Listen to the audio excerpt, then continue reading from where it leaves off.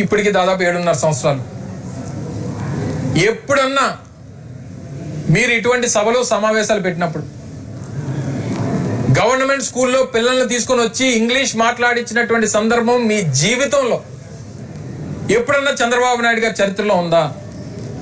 నిన్న వచ్చి ఇంగ్లీష్లో పిల్లలు మాట్లాడుతూ ఉంటే ఓ పొంగిపోతున్నావు. మీ ఆలోచన కాదు, మీ తాలూకా నిర్ణయాల వల్ల కాదు వారు ఇంగ్లీష్లో మాట్లాడుతుంది. అక్కడ నిన్న వచ్చి 3వ తరగతి చదువుతున్నటువంటి అబ్బాయి లేదా 7వ 8వ తరగతి చదువుతున్నటువంటి అమ్మాయి వచ్చి అనర్గళంగా ఇంగ్లీష్లో మాట్లాడుతున్నారంటే ఆ ఘనత కేవలం వైఎస్ జగన్మోహన్ రెడ్డి గారు తీసుకున్నటువంటి నిర్ణయాల వల్ల, వ్యవస్థలో తీసుకొచ్చినటువంటి మార్పుల వల్ల, ఇంగ్లీష్ మీడియంని ఈ రాష్ట్రంలో పేద విద్యార్థికి అందించాలని తీసుకున్నటువంటి ఒక గొప్ప సంచలన నిర్ణయాల వల్ల నిన్న ఆ వేదిక మీద మీ ముందు అలా మాట్లాడగలిగారు. అదే నీ గొప్పతనం అని చెప్పి మురిసిపోతున్నారు మీరు.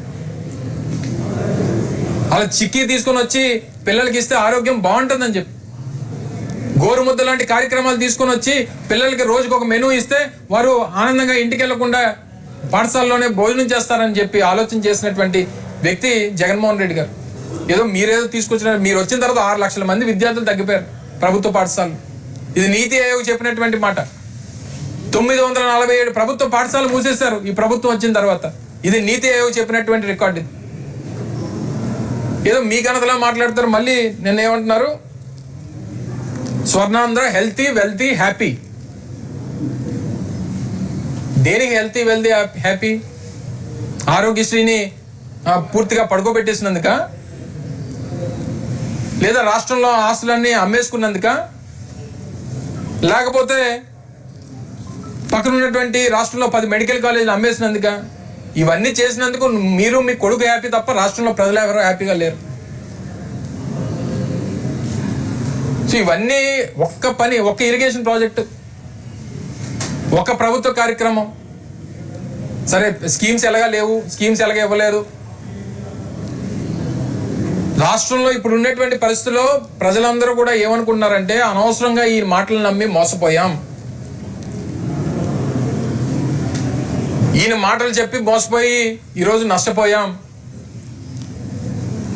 అని చెప్పి అనుకునేటువంటి పరిస్థితికి ఈరోజు రాష్ట్రంలో ప్రజలందరినీ తీసుకొచ్చారు. అందుకనే జనం అంతా ఏమన్నారంటే, జగన్ అంటే నమ్మకం, చంద్రబాబు నాయుడు అంటే అమ్మకం అనేటువంటి పరిస్థితి తీసుకొని వచ్చారు.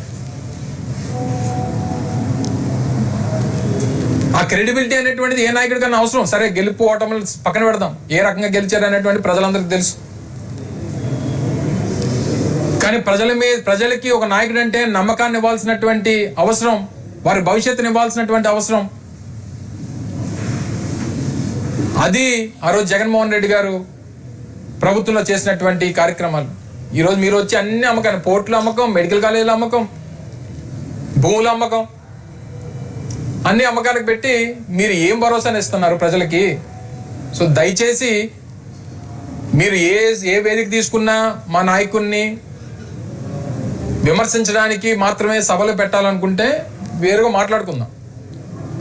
కానీ ప్రభుత్వ ధనాన్ని, ప్రజాధనాన్ని వాడుకొని దాని మీద రాజకీయాలు చేద్దామని చెప్పి డిఎస్సి కోసం చూసాం. ఈ మధ్య మంత్రులందరూ కూర్చొని రీల్స్ చేస్తున్నారు.